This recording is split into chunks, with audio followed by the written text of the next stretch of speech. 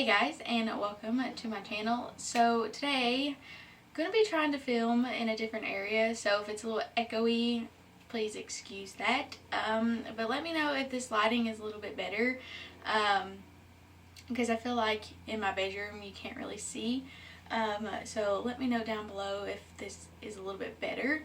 But anyways, today I'm going to be doing just a surprise random declutter through my complexion products, so like foundation, concealer, primer, all that kind of stuff. And let me know if you kind of just random declutters, kind of been going through and noticing I'm just not reaching for things even after I did my big end of the year declutter. So I just pulled these out and put them aside, and we're just going to jump on in and show you the products. Alright, so the first up is some blushes. So I have a Wet n Wild one, the Creme Shop, and then another Wet n Wild palette. So this one is in Mellow Wine. There's nothing wrong necessarily with what I'm getting rid of. It's just, I'll explain when I get to each product. But I just don't really reach for this, and I did put it in my Shop My Stash. I did this one and the peachy one, and I just don't find myself reaching for this shade, so I'm just going to go ahead and get rid of it. Oh, and a small disclaimer, I'm not going to throw any of these away unless they're empty or super old. I will be giving to friends and family. Hopefully they can take majority, if not all of them, off of my hands, but I just wanted to let you know I'm not binning them right away. And then next up is the Creme Shop Mon Cherie in a Rosy Day. I have really, loved it on this blush, and I still don't mind it. I really love the tone of it. And there's a big difference between the two. The Wet n Wild one is more on the pinky side, while the Creme Shop is more on the more brownier, earthier toned, and I really do enjoy that shade over a pink one, but I just don't reach for this anymore, and I'm never going to be able to pan it. It's just one of those things that blush is so hard to pan and use all the way up, and this contains 0.25 ounces or 7 grams of product. So I just rather go ahead and pass it along to someone who will get some more use out of it. But it's definitely not a bad blush, and I do recommend if you, like these kind of tones. I don't know if they carry a whole lot of shades, but this is actually a really good formula. So, and then next up, the Wet n Wild Pac-Man collection. So I think this actually contained, I don't know if they were just a blush palette, but some of these are shimmery. So mainly these three here. This one has a little bit of shimmer in it. And then this one's the only true matte bronzer, or matte blush. And it is a really pretty shade, kind of similar to the Creme Shop one.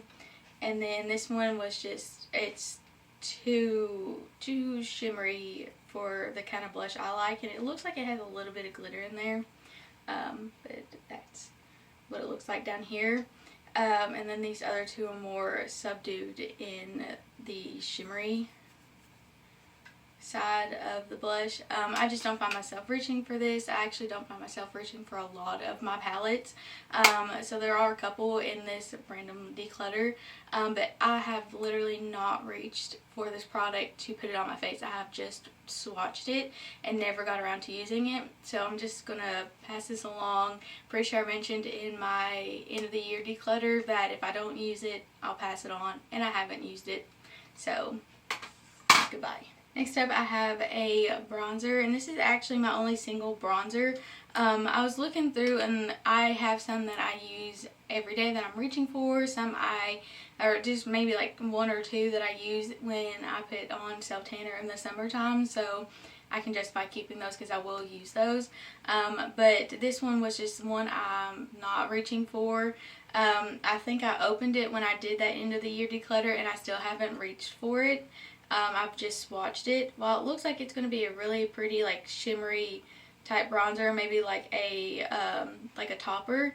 I just don't find myself reaching for it, and while it is really pretty, I just know I'm not going to get any use out of it, so I'm going to pass her along. I have a single highlighter here, and it's the Ciate London, the Confetti Highlighter. Got this in a BoxyCharm. I did do a BoxyCharm unboxing with this being one of the products. And in that video, I was sort of able to use it and make it work, but I had to go very light hand with it because it is too dark for my skin tone, and so therefore I'm just not finding myself wanting to reach for it. But it is absolutely gorgeous, and I think if you have a little bit dark, maybe like a medium to maybe dark, you might be able to pull this off. But someone as fair as me, I'm just not going to be able to pull it off, and I honestly don't think I'll be able to pull it off when I put self tanner on, and so I just might as well go ahead and pass this one along to someone who can get some better use out of it. So I have a face palette. It is this Becca like glow face palette. If you saw, I think like a haul I did, or like testing new makeup or something like that, this was featured in there. I actually found this at TJ Maxx, and it contains the shades Icicle and Opal highlighter, and then it contains Rose Quartz highlighter, and then it has two blushes. It has Winterberry and a blush Copper, and then a bronzer called Bronzed Bondi. So the only one I would really reach for out of this is Opal. And then I might be able to pull off Rose Quartz, which I believe is this one here. I might be able to get away with that one. And then this is just too dark of a, I don't know if that's supposed to be a blush. I think it's supposed to be a blush. And then I might be able to pull off this matte blush over here. I think I was able to make the bronzer work, but I can maybe get away with using half of the palette, which is what kind of risk you take when you buy a face palette, is not being able to use everything within it. And I just don't find myself reaching for it. I feel like if I'm going to reach for an all over palette, it should be something that I can just use everything in and not have to continually pull other products, which is the reason why you buy face palettes. So well, I think they're good for like working makeup artists. I just think that the everyday consumer might have a hard time with it, and I definitely have a hard time at reaching for this one. So I'm just going to pass this one along.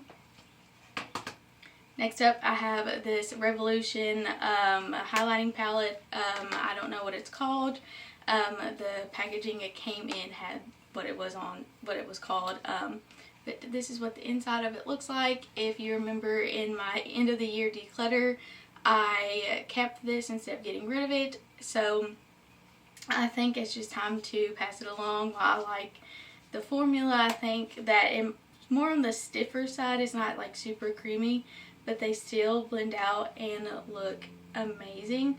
I just don't reach for it. The only two shades that I can really pull off are these two on the side here, and maybe a touch of this one down here in the corner, but for the most part I'm only using half of them, and I just don't find myself reaching for it. Next up, I have this e.l.f. Camo Concealer. It's the original one that came out, the one that is more on the matte side.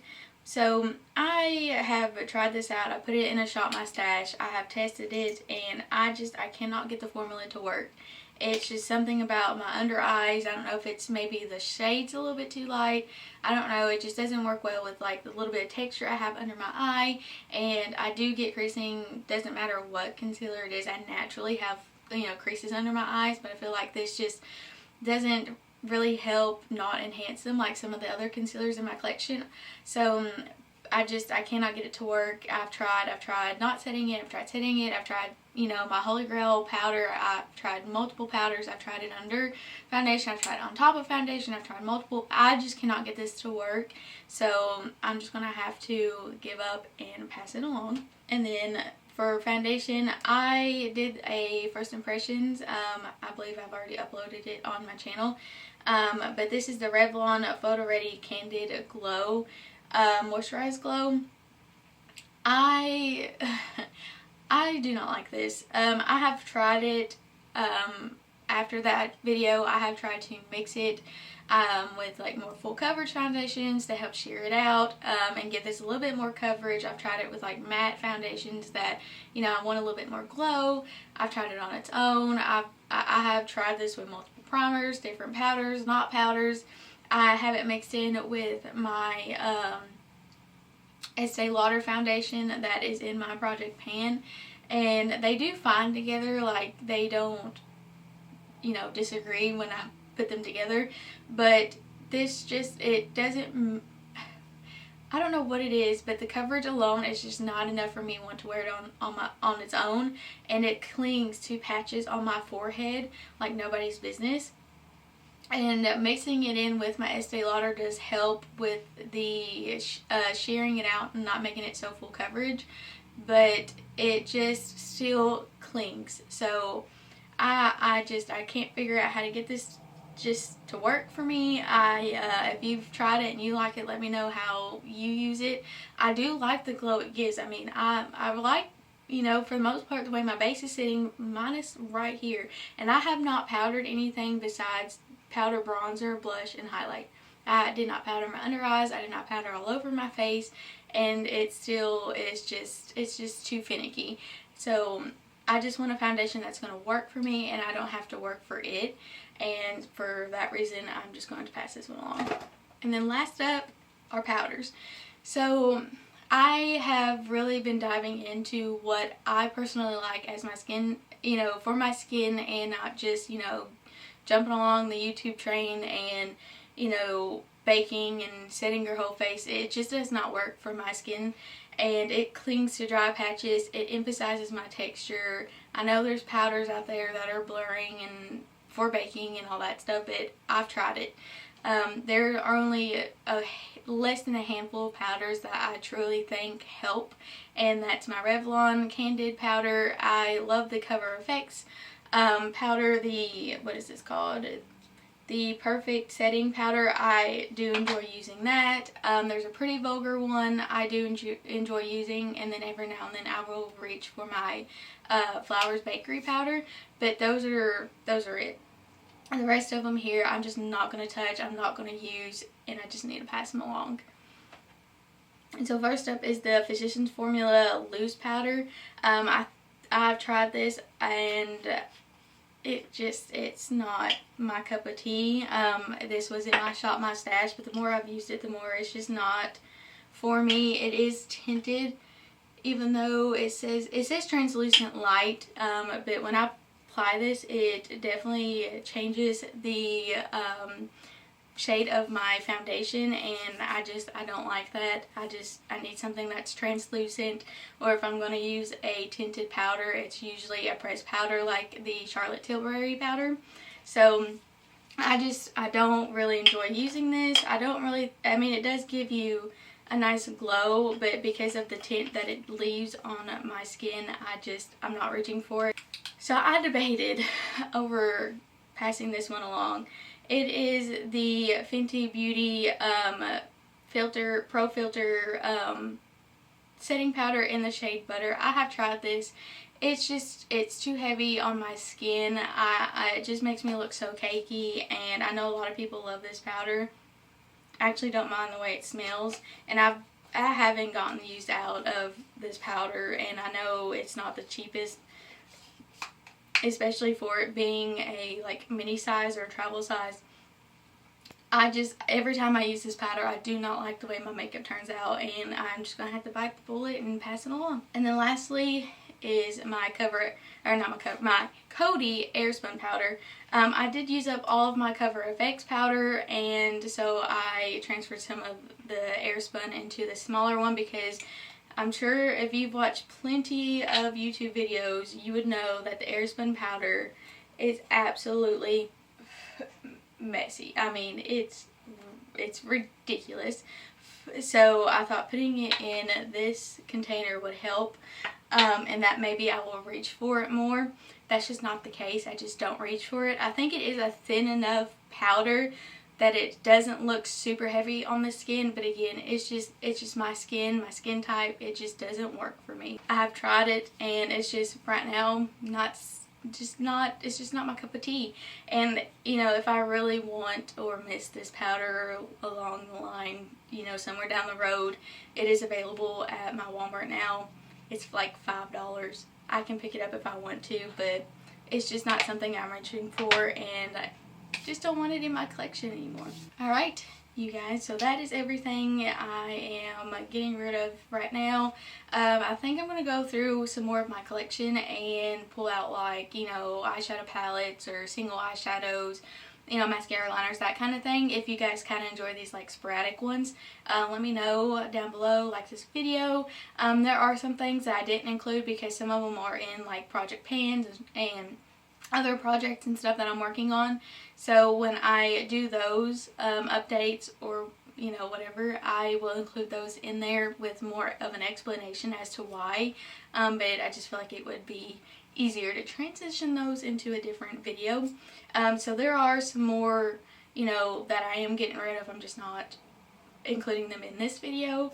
But yeah, let me know if you like the lighting, if you like this kind of video, let me know down below. Don't forget to subscribe to my channel, follow me on Instagram, and yeah, until next time guys, see ya.